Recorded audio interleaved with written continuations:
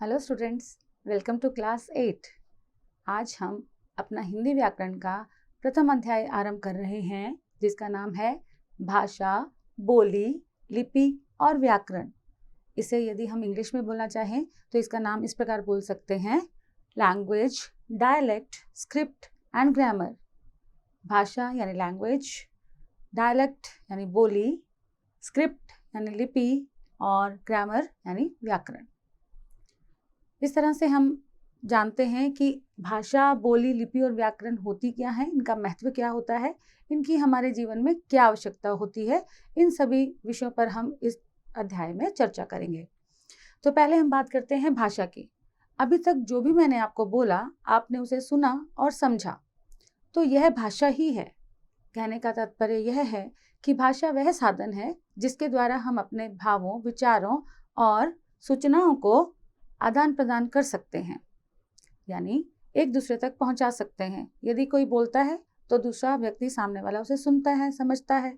यदि कोई लिखता है तो दूसरा व्यक्ति उसे पढ़कर उसके भावों, विचारों को, लेखक के भावों, विचारों, सूचना को समझ सकता है। तो इस तरह से उसके रूपों के विषय में भी हम चर्चा करते हैं। पहले हम भाषा को परिभाषित कर लेते हैं। भाषा वह साधन है जिसके द्वारा मनुष्य अपनी भावनाओं, विचारों और सूचनाओं का आदान प्रदान करता है। ठीक है।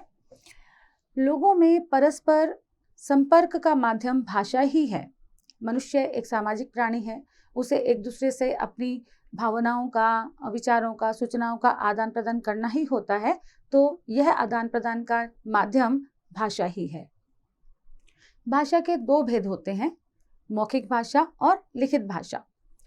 मौखिक भाषा, जिसे हम कथित भाषा भी कहते हैं, भाषा का वह रूप है जिसमें हम अपने भावों तथा विचारों को बोलकर प्रकट करते हैं और सामने वाला व्यक्ति उसे सुनकर समझता है। कहने का तात्पर्य कि भाषा के जिस रूप से मन के भावों और विचारों को आदान प्रदान किया जाता है, बोलकर अथवा सुनकर, उसे भाषा का मौखिक रूप अथवा कथित रूप कहा जाता है। जैसे यदि हम उदाहरण देना चाहें, बाल दिवस पर अध्यापक ने भाषण दिया। भाषण यानी मौखिक रूप भाषा का। कल हमारे विद्यालय में वाद विवाद प्रतियोगिता है। वाद विवाद भी क्या होता है? भाषा का मौखिक रूप है, जिसमें यदि दो समूह बनाए गए हैं या दो वहां पर प्रतियोगी हैं तो वे आपस में वाद विवाद करते हैं, जो बोलचाल का ही रूप है, यानी भाषा का मौखिक रूप है। अब हम बात करते हैं भाषा के लिखित रूप की। भाषा के जिस रूप से भावों और विचारों का आदान प्रदान लिखकर और पढ़कर किया जाता है, उसे भाषा का लिखित रूप कहा जाता है। इसके उदाहरण हम दे सकते हैं, जैसे जवाहरलाल नेहरू ने अपनी पुत्री को पत्र लिखा। आप जानते हैं उनकी पुत्री इंदिरा गांधी थी। तो उन्होंने, जब वे जेल में थे, भारत के हित के कारण, हित की वजह से वे जेल में थे, तब उन्होंने इंदिरा गांधी जी को पत्र लिखा था। उनके बारे में बहुत सारी चीजें बताई थी। वो पत्र बहुत ही ज्यादा पॉपुलर, फेमस है, प्रसिद्ध है। और दूसरा उदाहरण यहाँ दिया गया है, रामचरितमानस तुलसीदास द्वारा रचित है, यानी तुलसीदास जी ने रामचरितमानस लिखकर लोगों के हित के लिए एक बहुत बड़े ग्रंथ के रूप में दी। तो हम लोग उसे पढ़कर बहुत अच्छे से समझते हैं और उनके भावों और विचारों को समझ पाते हैं। तो यह भी भाषा का लिखित रूप है। अब हम चलते हैं अपने दूसरे विषय पर, बोली। बोली क्या होती है? नाम से ही स्पष्ट है कि बोली जाने वाली। जब हम किसी एक विशेष क्षेत्र की बात करते हैं, छोटे क्षेत्र में बोली जाने वाली भाषा जो होती है उसे कहा जाता है बोली। छोटे क्षेत्र में, सीमित क्षेत्र में जो बोली जाती है भाषा, उसे कहा जाता है बोली। जैसे ब्रज, अवधी, भोजपुरी इत्यादि, ये सभी बोलियों के नाम हैं। भाषा और बोली में अंतर क्या होता है? भाषा और बोली, भाषा एक विस्तृत क्षेत्र में बोली जाती है। भाषा का क्षेत्र विस्तृत होता है और बोली का क्षेत्र छोटा होता है। भाषा का रूप मानक होता है, जबकि बोली का रूप प्राय मानक नहीं होता। इसका क्या तात्पर्य है कि भाषा का एक व्याकरण होता है, उसे लिखने के कुछ नियम हमने बनाए हुए होते हैं, लेकिन बोली के लिए ऐसा कोई खास नियम या कोई व्यवस्था नहीं की जाती है। यह भाषा को अधिकतर मौखिक रूप में ही बोला जाता है। तीसरा जो अंतर है कि बोली प्रायः मौखिक रूप में होती है, भाषा का लिखित रूप होता है। भाषा का साहित्य होता है, यद्यपि बोली प्रायः लोक साहित्य में ही मिलती है। क्या तात्पर्य है इसका? कि बोली एक सीमित क्षेत्र के लोगों द्वारा बोली जाती है, तो वे जो दंत कथाएं या लोक कथाएं होती हैं उनमें उस बोली का प्रयोग करते हैं, तो वहाँ बोली पाई जाती है। लेकिन भाषा का साहित्य होता है, कहने का क्या मतलब है इसका, कि भाषा विशाल क्षेत्र के लोगों द्वारा समझी जाती है और एक साहित्य इस तरह से लिखा जाता है कि उसके अपने नियम होते हैं, नियमों के अनुसार उसको लिखा जाता है, पढ़ा जाता है, बोला जाता है, इसलिए कहा जाता है कि भाषा का अपना एक साहित्य होता है। भारतीय भाषाएं, भारत में अनेक भाषाएं बोली जाती हैं, लेकिन हमारे भारतीय संविधान ने 22 भाषाओं को मान्यता प्रदान की है। ये भाषाएं कौन कौन सी हैं, इन्हें हम जान लेते हैं।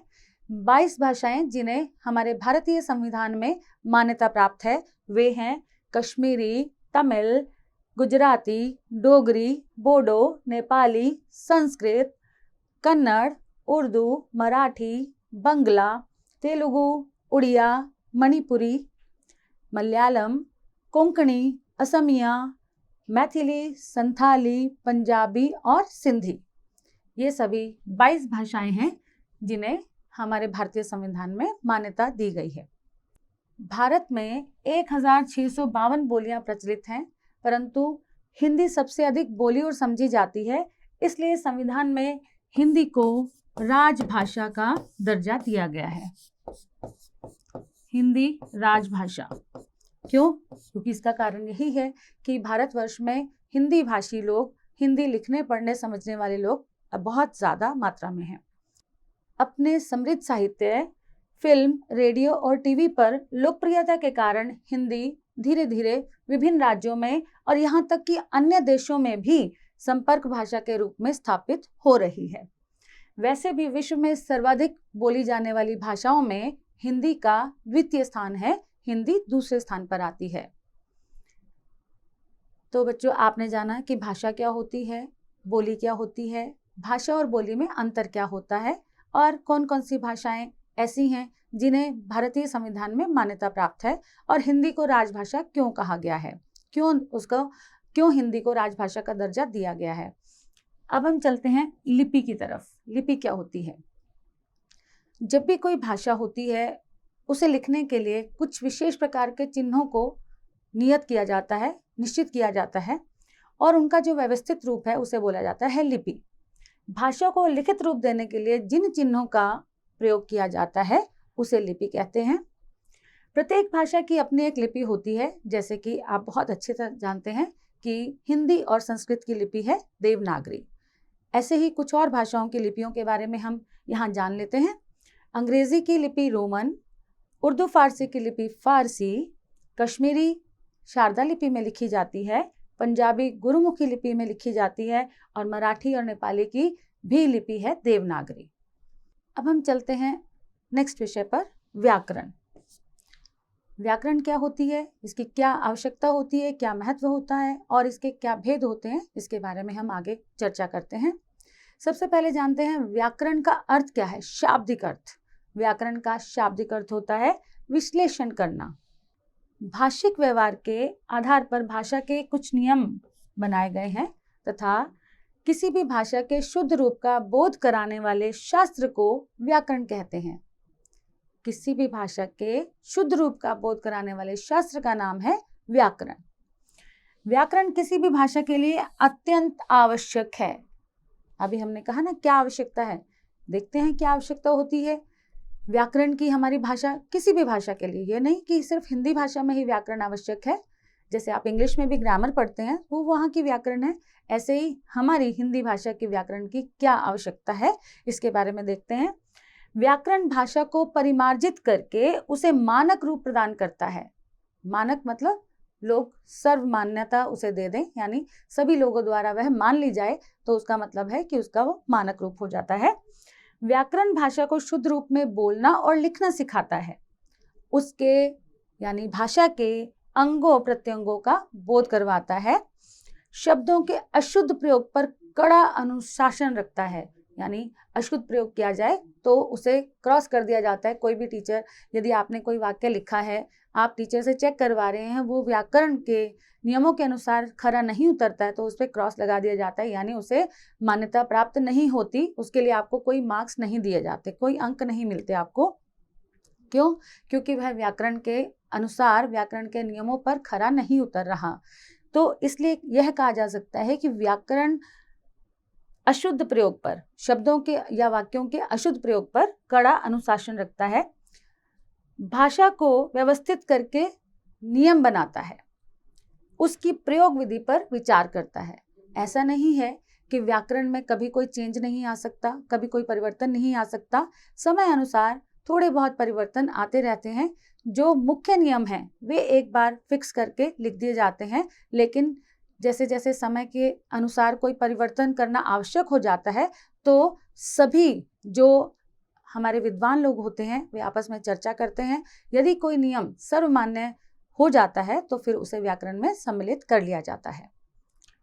व्याकरण के भेद कितने होते हैं? व्याकरण के भेद होते हैं 3। प्रथम होता है वर्ण विचार, द्वितीय शब्द विचार और तृतीय वाक्य विचार। ये क्या होते हैं? सबसे प्रथम हम बात करते हैं वर्ण विचार की। वर्ण विचार में वर्णों की बनावट, उच्चारण और लेखन इत्यादि पर विचार किया जाता है। वर्णों की बनावट, उच्चारण और लेखन इत्यादि पर विचार किया जाता है। फिर हम बात करते हैं शब्द की। शब्द विचार में शब्दों के विभिन्न भेद, रूप, उत्पत्ति व प्रयोग इत्यादि के विषय पर चर्चा की जाती है, उन पर विचार किया जाता है। वाक्य विचार में वाक्य की रचना, प्रकार, प्रयोग और विराम चिन्ह इत्यादि पर चर्चा की जाती है, उन पर विचार किया जाता है। तो बच्चों, इसी के साथ हमारा प्रथम अध्याय यहीं समाप्त होता है। अब हम मिलेंगे आपसे नेक्स्ट वीडियो में दूसरे अध्याय के साथ। धन्यवाद।